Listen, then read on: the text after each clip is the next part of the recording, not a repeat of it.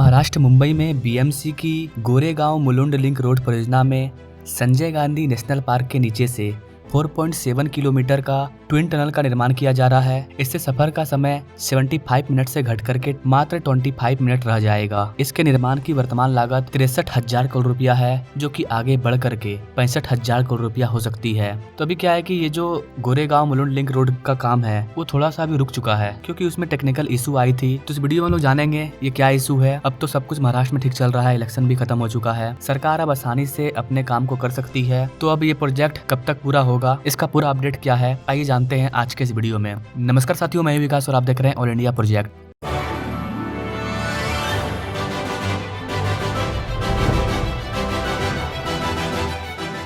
प्रधानमंत्री नरेंद्र मोदी ने जुलाई में GMLR के तीसरे चरण के अंतर्गत आने वाली ट्विन टनल के कार्य का शुभारंभ किया था। अब BMC ने इस ट्विन टनल के कार्य को गति देने और गुणवत्ता के लिए थर्ड पार्टी टेक्नोलॉजिकल ऑडिट कराने का डिसीजन लिया है। BMC के एक अधिकारी ने बताया कि इस कार्य के लिए VGTI की नियुक्ति की गई है। अधिकारियों का कहना है कि संजय गांधी नेशनल पार्क के नीचे ट्विन टनल बनाना काफी चुनौतीपूर्ण है, इसलिए इसमें VGTI से तकनीकी मदद के साथ कार्य की गुणवत्ता और लाइटिंग मैनेजमेंट एग्जीक्यूशन के लिए भी मदद ली जा रही है। उन्होंने बताया कि कोस्टल रोड निर्माण में शुरुआत में दिक्कत आई, जिसे देखते हुए ट्विन टनल के निर्माण में थर्ड पार्टी ऑडिट का निर्णय लिया गया और कोस्टल रोड बन करके तैयार हो चुका है। एक फेज तो तैयारी हो गया है 10 किलोमीटर वाला। ठीक ऐसे ही यहाँ पर इस टेक्नोलॉजी का मदद लिया जाएगा। आपको बता देगा इसकी मुंबई में बनाई जा रही सड़कों का भी थर्ड पार्टी ऑडिट कराया जा रहा है, ताकि गुणवत्ता बनी रहे। साथ ही फिल्म सिटी के पास 1.6 किलोमीटर लंबे कट और कवर टनल का निर्माण भी किया जाना है, इसका भी थर्ड पार्टी ऑडिट कराया जाएगा। अधिकारियों के according Sanjay Gandhi national park के नीचे बनने वाले ट्विन टनल के निर्माण की लागत फिलहाल 6,300 करोड़ रुपया है, लेकिन जब हम लोग इसमें थर्ड पार्टी ऑडिट कराएंगे तो इसकी लागत बढ़ करके 6,500 करोड़ रुपया से अधिक हो सकती है। टनल की खुदाई के लिए टनल बोरिंग मशीन चीन से मुंबई लाई जाएगी।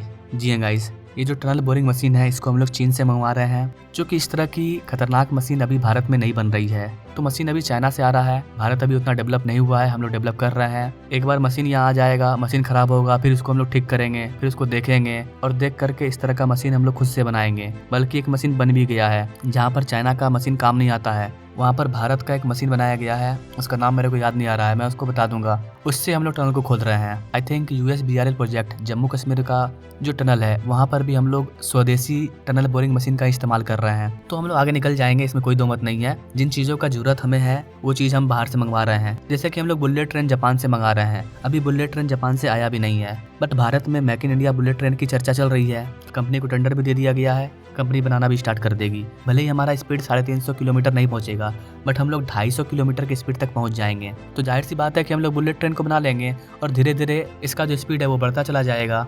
Now coming to the this topic, बताया जा रहा है कि मार्च 2025 से ही चीन से टनल बोरिंग मशीन मुंबई आ जाएगी। फिर टनल का काम शुरू कर दिया जाएगा, जो गेसरी विक्रोली लिंक रोड से मुलुंड थाने तक पहुंचने में 1 से 1.5 घंटे लगते हैं, जबकि प्रोजेक्ट पूरा होने से यह दूरी 15 से 20 मिनट के सफर में सिमट जाएगा।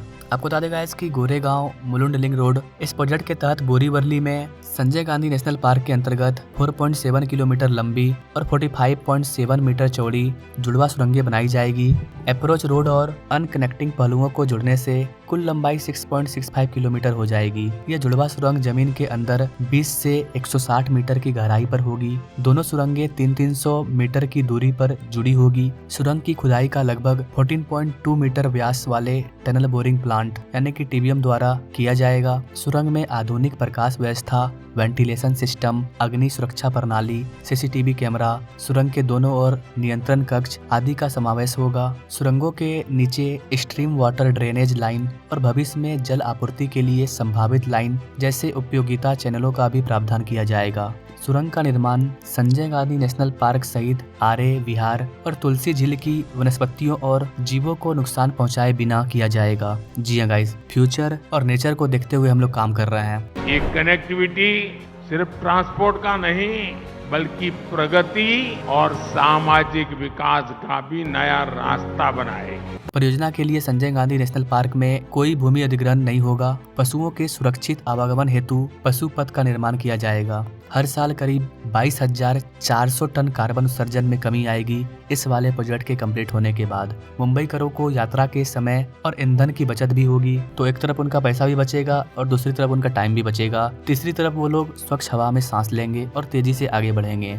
इस प्रोजेक्ट के डिजाइन का कार्य अभी प्रगति पर है। 2028 के लास्ट तक इस प्रोजेक्ट का पूरा होने का उम्मीद है। इस टनल प्रोजेक्ट से विस्थापित आवासीय और वाणिज्यिक परियोजना पीड़ित के पुनर्वास के लिए 23 मंजिला 7 इमारतें और 3 मंजिला मार्केट बिल्डिंग का निर्माण प्रगति पर है। मतलब संजय गांधी के बाहर जहां पर से ये टनल स्टार्ट होगा, बनाया जाएगा, तो वहां पर कुछ लोग जो रहते हैं उनको अलग से फ्लैट मिल रहा है। उनके लिए 23 मंजिल का 7 इमारत बनाया जा रहा है। इसके अलावा उनको मुआवजा के रूप में पैसा भी दिया गया है। Goregaon Mulund link road project की कुल लंबाई 12.2 किलोमीटर है और इसकी टोटल लागत 12,013 करोड़ रुपया है, जो कि आगे जाकर के 12,500 से 13,000 करोड़ रुपया हो सकता है। यहाँ पर आपको बताते चले गाइस कि गोरेगांव मुलुंड लिंक रोड निर्माण में भी गुणवत्ता के नाम पर नए प्रयोग किए जा रहे हैं। बीएमसी के पास 2,000 से अधिक इंजीनियर हैं, जिनकी भारी भरकम तनख्वाह बीएमसी देती है। इस प्रोजेक्ट के तहत गोरेगांव में आदिवासी बस्ती, जिसको कि पांडा बोलते हैं, वहाँ के लोगों के न हटने के कारण बीएमसी को पहले ही टनल के अलाइनमेंट में परिवर्तन करना पड़ा,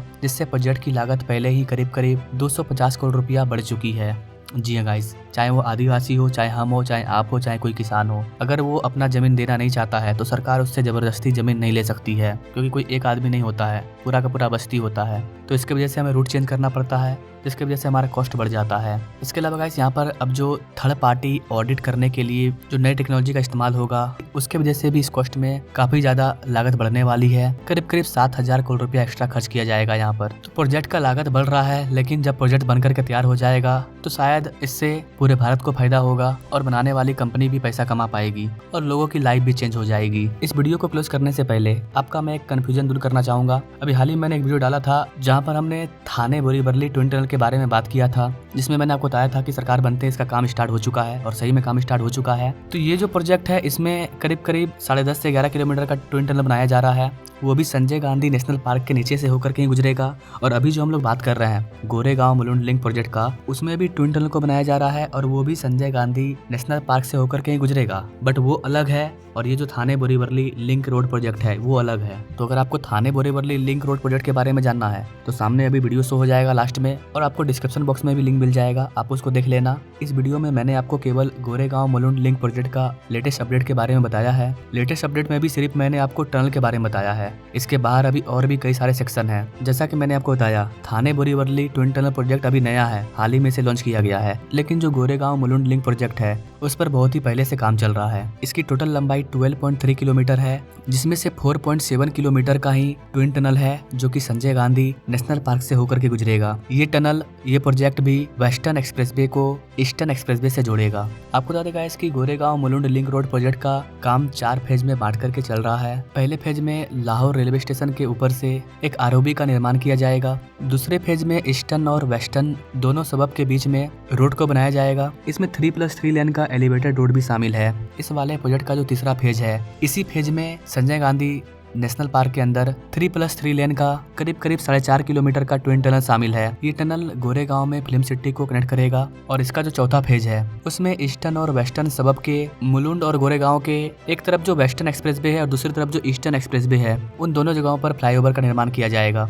तो बस ये था पूरा इस प्रोजेक्ट का डिटेल। इसका जो इम्पोर्टेंट काम है वो मार्च 2025 में स्टार्ट होगा, जब इसका टनल बनना स्टार्ट होगा। इसको लेकर के अपडेटेड वीडियो में लाता रहूंगा। अभी इसमें बहुत सारा काम बाकी है। मेन काम स्टार्ट होगा आपका संजय गांधी नेशनल पार्क के अंदर टनल बनाने से, और उसी के बगल में एक बड़ा वाला टनल भी बनेगा। देश में कनेक्टिविटी इंफ्रास्ट्रक्चर के विकास के लिए अप्रोच में बहुत बड़ा बदलाव आया है। रेल, मेट्रो और बसों की सुविधा एक दूसरे से जोड़ी जा रही है। अब कनेक्टिविटी का एक संपूर्ण सिस्टम तैयार किया जा रहा है, यानी यातायात के अलग अलग माध्यम एक दूसरे से भी कनेक्ट हो, ये सुनिश्चित किया जा रहा है।